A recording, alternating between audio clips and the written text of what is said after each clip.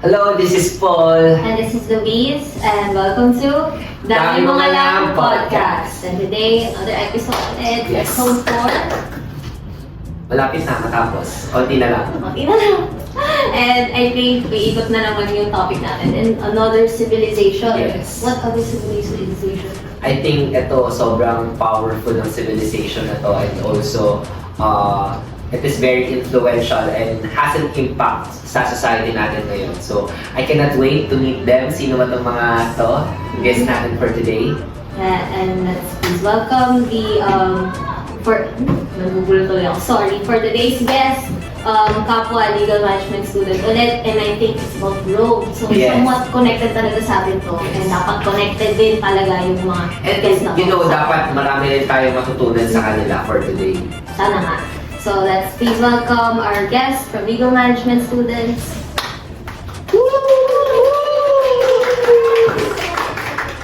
Hey guys, please introduce yourself. Treasury people. Pleasure. Wala, dapat ganun, hindi ka dapat vulcanizing. Sorry. Yes. Akin. Hi, I'm Frankie. Hi, I'm Alexander. Welcome guys. Kumusta kayo? Very okay. Kinakabahan. Sakto lang. Kami din eh. Okay pa naman. Kami lang to guys. So, Frankie. Yes. I'll call you Frankie, and you? Alex. Alex. Okay, and to keep it na hindi awkward, I'm gonna ask you things na lang siguro sa inyo, medyo personal na lang siguro, para icebreaker na lang baga. So, ano yung pinagkakaabalahan niyo these days? Ang dami. Dami. Yan. Wait na isa. Ay, kailan? Di siya makapag-isip guys. Ang bigat eh. Wala. Alam niyo yung finance? Wala talaga akong wala akong inaalala. Tulog lang. Dead mo lang. Pero kasi kapag may inaalala ko, parang wala ding mangyayari. Kasi dumadating lahat ng problema, sabay-sabay sa lahat sila. So, anong gagawin ko dun? Para saan yung gagawin ko din? Hindi matulog. Oo. Matulog na lang. Anong gagawin ko sa inyo? Okay, this is not a good example of a legal management student. So, sa akin bilang may tanong. So ayun, parang the past few days, na-busy kasi yung block natin sa Phildemo. Kaya ayun, parang lately wala pa akong maayos na pahinga, yung sobrang meron pa talaga. Kaya yung utak ko talaga parang hindi nagpa-function ng maayos. Pero ayun, yun nga, parang nag-focus kasi tayo sa Phildemo, na talaga namang nabigla ang lahat at napagod ng buong. Totoo. Actually, 1 week na ata ako nandito sa Maynila. Hindi ko rin nakikita ko yung list ko eh. So, nakikita ko pa kayo, naiilan na ako sa inyo. Sorry, ma. Anyways, going back to our topic na, no, since we are in a Rome civilization, what are their contribution or influence na talagang isa sa mga nagkaroon ng impact sa atin ngayon? Can you tell us something more about them? So ayun, as a legal management student, syempre about laws yung Yes, possible yes. topic natin. And may great impact and may magandang binigay na advancement yung Roman civilization when it comes sa legal system. So ayun, kasi nung 450 before Common Era, parang nagtatag sila ng tinatawag nila na 12 tables. Tapos yung 12 tables na yun, parang ayun yung kauna-unahang nasulat na batas sa Rome. And ayun, parang nandun yung mga batas na pinagbabawal. Parang, di ba kasi ngayon meron tayong natawag na official gazette. Yes. So, sa times nila, itong 12 tables yung nagsisabi yung official gazette. Kaya, ayun, para aware yung mga tao sa nasasakupan ng room na ito yung mga bawal nilang gawin, ito yung mga ipinagbabawal.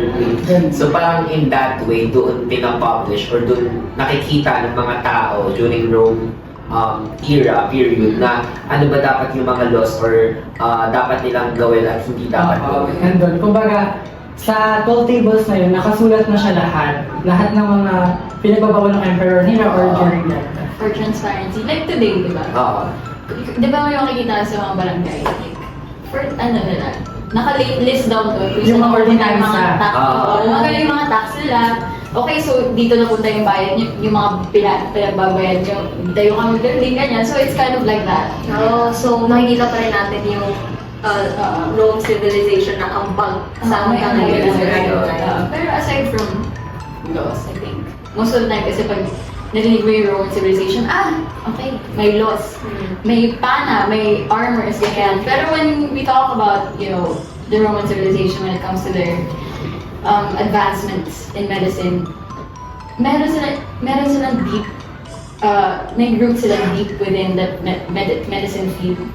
So, di ba pag may buntis, sa nanganak, they started the cesarean birth, which is started from the word C-section. cesus, yeah, C. cesus, which means cut. So, kumukuha sila ng, inappropriate ko naman kung i-discuss ko to, pero they would obviously cut the woman. They would, oh, my baby. Ganon. But it's for educational purposes. Oh, yes. So they should know. Yes. Come on, guys. It's like, they'll cut you, walang anesthesia. So it's very, sadistic when it comes to cesarean birth. Kasi, obviously, from discovery pa lang naman yun, hindi naman pagka nila na may baby na, sabi, gupitin natin like that. No, for naman. Pero diba, like, it was like a good thing din na na-discover nila yung ganung way ng panganganak. Kasi meron talagang mga babae na hirap na normal na siyang ilabas, diba? Pero in that way, mas napapadali. Kaya parang sa modern kasi ngayon, sa modern civilization ngayon, is parang nadagdagan lang yung mga medicine na ginagamit and such. Pero in terms of cesarean, kumbaga, sila talaga yung nagsimula yun. And mas na-improve lang ngayon through that. Yeah. Can I add something? Sure, Kasi super ko eh. May, yung sinasabi? No, pero kasi, ano yung gladiator? We're not familiar with that. No, it's about, how do I explain this? Basta Roman, sila, soldiers, ganyan. And connected siya, do you know the Colosseum? Obviously, everybody knows Yes, the Colosseum, yes. right? Everybody knows? Yes. Okay. So, pag... Yes, ma'am. Oh my God! Yes, alam nila. No, pag sa Colosseum, they use that for the peasants to fight. Kung sino yung, manalo, okay, set free, kumain na kayo, ganon. That's kind of like that, the idea of the gladiator, yung movie na, na naka-show ngayon. I just want to share kasi, Sige, go lang. I like the film. Yeah. So, Hopefully you like it I think- as I tell you, Yes. Actually, they are the things na parang naglalaban yung dalawang soldier. Yeah. And then kung sino yung pinakamalakas or the strongest one Mm-mm. will win a food or something na parang mag-glory sa kanya and kinikilala siya bilang ako yung may-ari niya. Si Ashong Salonga rito. Ganun, di ba? Ganon. Favorite mo yun? Oo, yun. Napaka-sadistic. Parang sabong lang kasi yun, pang gano'n. Pero on the spot, parang gano'n type. Kasi pag sinabi ko kasi Colosseum yun, sabi niya, ang ganda Colosseum, free for aesthetics. Tapos pag sinabi mo yung story, sabi niya, like gano'n. So, appreciate it.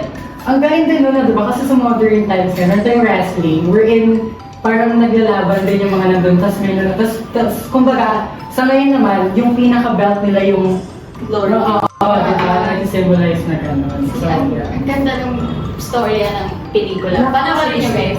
Hindi, ang ganda lang ng concept.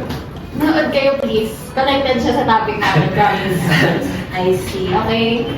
Alright, so off topic naman. Of course, we want to know something, siguro pa dagdagan natin personal. We want to know about your love life. Ay! Basta naman ang start.